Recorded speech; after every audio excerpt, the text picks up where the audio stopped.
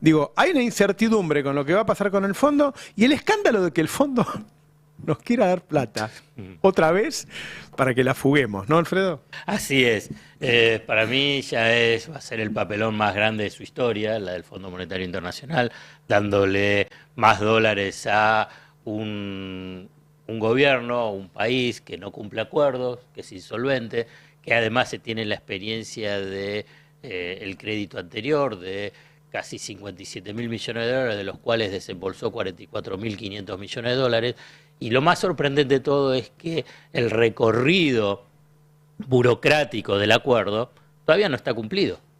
Y pese a todo esto, ya salió un decreto de necesidad de urgencia que también es bochornoso, pero el gobierno ya está haciendo campaña publicitaria de que está a favor y que es lo mejor del mundo, un acuerdo con el Fondo Monetario Internacional. Vamos a escucharlo y verlo.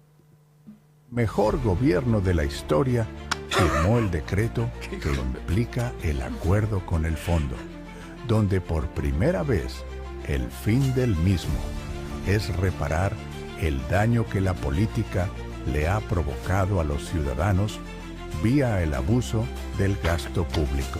¡La libertad avanza! ¡Viva la libertad, carajo! Es distópico, ¿no? Sí, bueno, festejar un acuerdo con el Fondo Monetario Internacional es no haber aprendido la experiencia, pero la última, también la de Alberto Fernández, que también salió a festejar un acuerdo con el Fondo Monetario Internacional. E incluso también Mauricio Macri. Y acá vamos a rescatar también algo de archivo que encontraron en la producción, que es el tape 5, cuando Macri pedía que nos enamoremos de Christine Lagarde, que era la titular del fondo. No sé cómo describirlo, porque estamos hablando de estos enamoramientos. Hemos empezado una gran relación. Y también con Christine, debo que confesar que hemos iniciado una gran relación ya desde hace algunos meses.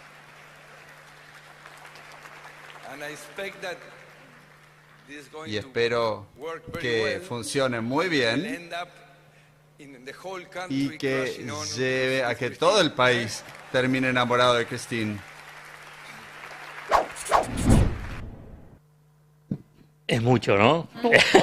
Perdonen, pero... Igual si lo ves es Roosevelt, es un estadista hoy. No, es pero, digamos, tener la lógica de pensar que tenés que festejar un acuerdo con el Fondo Monetario Internacional, de convocar y pensar que que el pueblo tiene que enamorarse de la titular del Fondo Monetario Internacional, es tener un nivel de desconexión importante con la historia y con lo que está pasando en la economía del país, y a la vez cuáles son los efectos que tiene un acuerdo con el Fondo Monetario Internacional. No es neutral tener un acuerdo con el Fondo Monetario Internacional.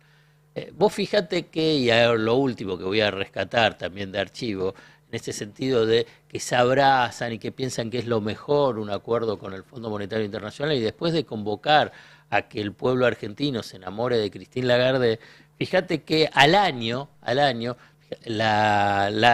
veamos la tapa de Clarín, admitió que el FMI subestimó la situación complicada de la Argentina, digamos, diciendo porque fue ya una catástrofe, que fracasó, fue un fiasco. El acuerdo con Macri duró 2 meses, cuando fue la primera firma.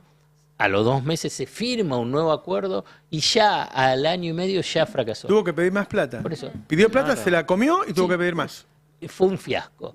Y acá aparece esta idea que con este acuerdo con el fondo, ¿qué es lo que piensa Milei? Como vos mencionás, que van a levantar el cepo, que todo va a ser un paraíso. Y la verdad que lo que te asegura tener un acuerdo con el Fondo Monetario Internacional, además del sometimiento sobre la política económica, sobre las condicionalidades que están vinculadas con las privatizaciones, con la apertura, con la desregulación, que todo eso te lleva a un ajuste regresivo y a un retroceso en la economía, bueno, a una inestabilidad política. Un acuerdo con el Fondo Monetario Internacional en el corazón de el impacto es que es un factor de inestabilidad política, no solamente económica, financiera y cambiaria, como así se ha demostrado.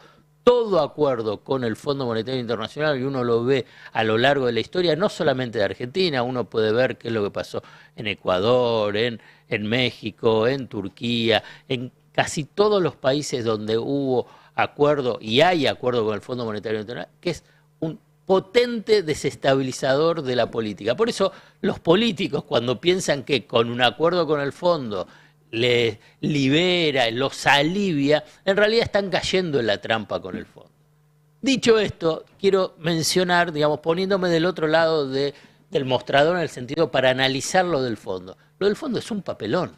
Digamos, darle más dólares a un país para su propia cartera crediticia la hace todavía muchísimo más vulnerable. Hoy tiene 3 grandes deudores, que es Argentina, casi el 40% de su cartera crediticia, de un total de 112.000 millones de dólares, dado a 90 países, fíjate, 112.000 millones de dólares a agosto del año pasado, a 90 países. La Argentina se lleva el 40%. Después sigue Ucrania un 10%, una razón geopolítica, y Egipto un 8%. Es como la provincia de Buenos Aires del Fondo Monetario Muchos que dicen que es inviable. Bueno, y ahora, en ambos casos por Trump. Claro, y ahora le va a dar más.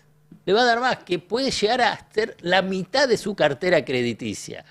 Uno puede decir, bueno, Argentina vamos a terminar quebrando al Fondo Monetario Internacional y entonces todo el mundo va a agradecer a la Argentina. Ahora bien, quebramos juntos con el Fondo Monetario Internacional. No somos socios directamente. Claro, pero... bueno, entonces, ¿por qué le da? ¿Por qué uno puede decir, hay que buscarle algún tipo de respuesta? ¿Por qué puede darle más dólares a un país, como vuelvo a repetir, que es insolvente porque no tiene esos dólares para poder hacer un repago? Si vos vas a un banco, tenés un patrimonio de 100 y agarrás y decís, no, pero el banco te va a dar 1.000.